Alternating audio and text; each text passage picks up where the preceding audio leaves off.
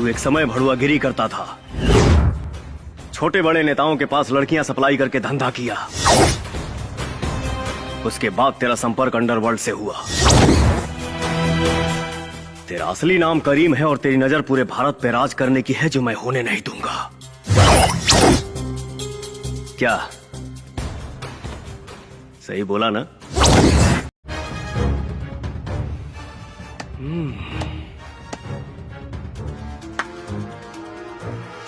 तीन सवाल पूछूंगा,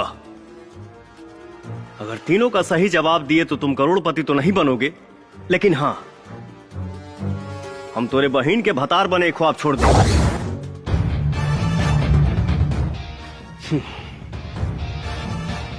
ज्यादा सोच मत,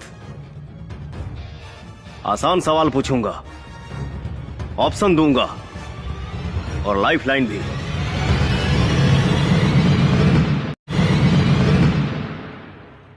मंजूर है। पहला सवाल, भारत का प्रधानमंत्री कौन है?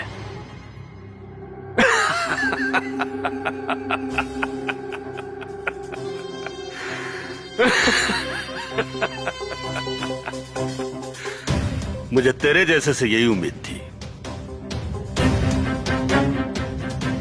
क्योंकि तुझ जैसों की औकात मैं बहुत अच्छे से जानता हूं।